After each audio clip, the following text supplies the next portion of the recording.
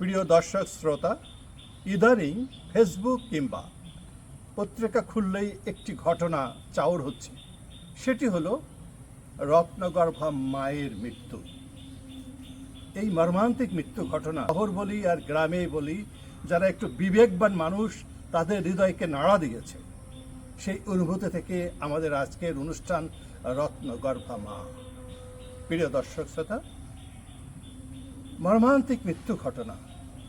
এক সপ্তাহ মারা গেছে, কিন্তু কেউ জানতে পারলো না। গলিত লাশের গন্ধ শুনে মানুষ বুঝতে পারলো, অথচ তার যোগ্য সন্তান রয়েছে, তারপরও তার কেউ খোঁজ জানে না।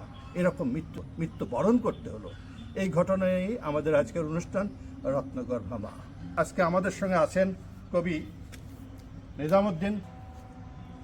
আসসালামু আলাইকুম। আমাদের সঙ্গে আরও আছেন সমাজসেবক মুন্সি আবু জাফর। আপনাদের কাছে আমার প্রশ্ন যে এই ঘটনাটাকে আপনারা কি দৃষ্টিতে দেখছেন? কে শুরু করবেন?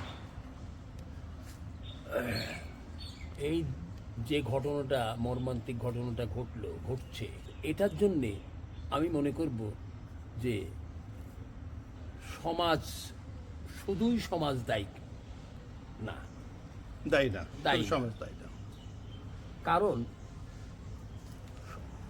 যারা মাতৃগর্ভার পেট থেকে, উদর থেকে জন্ম লাভ করছে, তারা কিন্তু এক একজনা খুব জাদ্রেল উচ্চশিক্ষিত। তো তাই যদি হয়ে থাকে, তাহলে এখানে সমাজ তো তারাই গড়বে।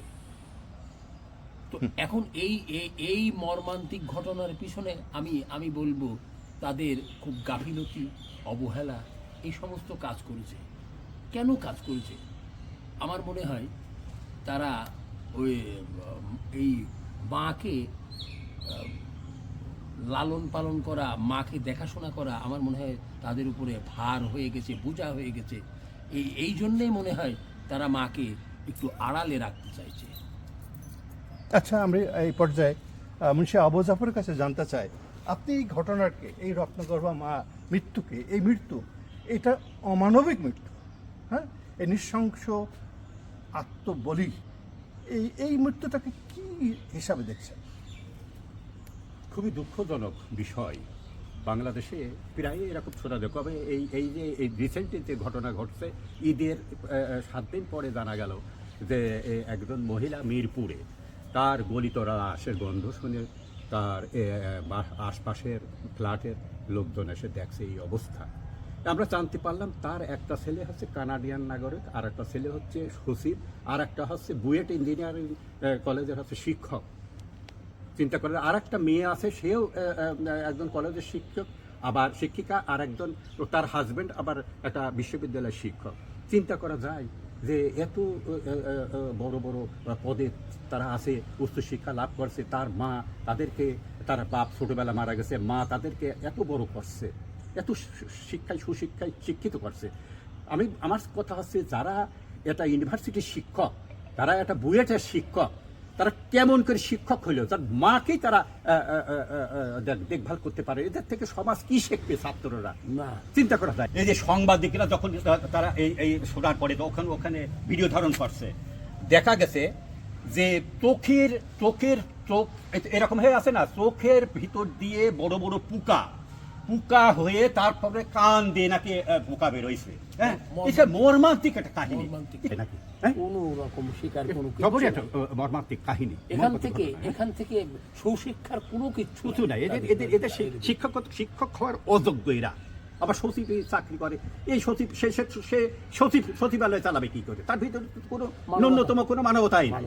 এটা পিতা মাতা তারা মনে করি কি ছেলে পেলেকে ইঞ্জিনিয়ার বানাবো, ডাক্তার বানাবো, এটা বানাবো, সেটা বানাবো, কিন্তু নৈতিক শিক্ষা নাই। এদেরকে প্রথমেই ছেলে সন্তানকে ধর্মীয় শিক্ষার আলোকে তাদেরকে শিক্ষিত করতে হবে। প্রথমে ধর্মীয় শিক্ষা না থাকার কারণে আজ সামাজিক অবক্ষয় ঘটতেছে। আপনি চমৎকার বলছেন। হ্যাঁ, ধর্মীয় শিক্ষা, নৈতিকতা শিক্ষা, এটি তো বড় জিনিস। এটাই বড় জিনিস। মানুষের মানবিকতা যে বিষয়টি, মানুষের নৈতিকতা, একটা সাধারণ মানুষের সাথে মানবিকতা, কিন্তু রক্তের সম্পর্ক মা, এখানে মানবিকতার স্তরটা কোন লেভেলে যাওয়া উচিত? আমরা স্তম্ভিত হয়ে গেছি ঘটনা, আপনার ধারণাটা বলুন। না, আমার ধারণাটা হচ্ছে আমি আমি আমি মনে করি এই সমস্ত ছেলেপেলেদের যোগ্য শাস্তি হওয়ার দরকার। তা না হলে আমাদের এই যে বৃদ্ধাশ্রমগুলো আছে এদের জন্যই গড়ে উঠেছে। এরা এই রকম ছেলে সন্তান যদি না থাকতো তাহলে এই বৃদ্ধাশ্রমগুলো বিভিন্ন জায়গায় জায়গায় বৃদ্ধাশ্রমগুলো হতো না। তাহলে ওই ছেলেদেরকে আমি মনে করি তাদের এই রকম ধরনের ছেলেপেলেদের একেবারেই কঠিন শাস্তি হওয়া আপনি দরকার। সামাজিকভাবে বয়কট করা যেতে পারে, এ ধরনের কিছু আলামত বলতে চান? হ্যাঁ, সামাজিকভাবে ওদেরকে আমরা বয়কট করতে চাই। যেসব সন্তান মা বাবাকে ঘৃণিত চোখে আমি বলছি সম্মানের চোখে দেখে না, তাদেরকে আমি মনে করি তারা সন্তানের অযোগ্য, তাদেরকে সামাজিকভাবে বয়কট করা উচিত। যারা এদের দিন মজুর দিন আনে দিন খায় তাদের ভিতর তাদের মা বাবা তো এরকম তাদের মা বাবা তো তারা ফেলে না। শিক্ষিত সমাজেই তো এই ঘটনাগুলো ঘটতেছে। আর বিশেষ একটা কারণ বিশেষ একটা কারণ হচ্ছে আমাদের মনে হচ্ছে শিক্ষিত মানুষগুলো হচ্ছে এই বইয়ের উপরে নির্ভরশীল, বইয়ের উপর দিয়ে কথা বলতে পারে না। আমার মনে হচ্ছে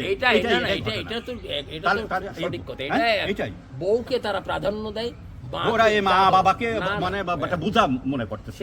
বুঝা এটা দারুণ কথা বলছেন। আমাদের সামাজিক কাঠামো তো গড়ে ওঠে, একটা সংসার গড়ে ওঠে বাবা মা থেকে। যখন তৃতীয় মানুষ যখন আসেন, বাইরে থেকে যখন আসেন, তখন এনভায়রনমেন্টের সাথে হয়তো অ্যাডজাস্ট করতে পারে না, অথবা আমাদেরও দায়িত্ব তাদেরকে অ্যাডজাস্ট করা। এই যে বৌমার সাথে শাশুড়ি বা এই যে পারিবারিক সম্পর্ক, নানা নাতি দাদা দাদির সাথে যে সম্পর্ক, এই সম্পর্কের বন্ডিংটার মধ্যে আমাদের সমস্যা আছে। যে আমাদেরকে ব্যাপ্তি ঘটাতে হবে, সহনশীল হতে হবে, মানবতাবোধ থাকতে হবে, ভ্রাতৃত্ববোধ থাকতে হবে, পারস্পরিক ইন্টারাকশনগুলো আমাদের ভিতর যদি থাকে তাহলে আমরা মনে হয় এটা বেশি উতরাতে পারবো। আপনি কি সেখানে থেমে থাকতে চান যে উনি বলছেন সামাজিকভাবে বয়কট, এই শাস্তিটা কি এই পর্যন্তই নাকি আর কিছু বলতে চান? ছেলে সন্তানগুলো আছে তাদেরকে জবাবদিহি তারা আওতায় আনতে হবে। আমার মনে হয় এদেরকে নিয়ে এটা সরকারিভাবেই এদেরকে একটা বিচারে সাব্যস্ত করা উচিত। আর মানে আসামির কাঠগড়ায় দাঁড়াতেই হবে। প্রিয় দর্শক শ্রোতা, আমাদের রত্নগর্ভা মায়ের গল্প এখানে এসেছিল। এটা গল্প নয়, এ শুধু একজন মা নয়, পৃথিবীতে এমন হাজারো মা রয়েছে এরকম ঘটনা ঘটছে বা কাছাকাছি এমন ঘটনা ঘটছে, কিন্তু সম্প্রতিকালে যে ঘটনাটি সে নৃশংসতা ছাড়িয়ে গেছে। তাই আমরা চাই এই মায়েদেরকে সম্মান করতে, আমাদের সমাজ এমনভাবে নির্মাণ করতে যাতে এই মায়েরা সম্মানিত হন, তারা আসলেই যেন রত্নগর্ভা হিসেবে বেঁচে থাকেন। সেই প্রত্যাশা রেখে আপনাদের কাছ থেকে বিদায় নিচ্ছি। আমি আনিসুর রহমান নান্টু। প্রিয় দর্শক শ্রোতা, ভালো থাকুন, ভালো রাখুন।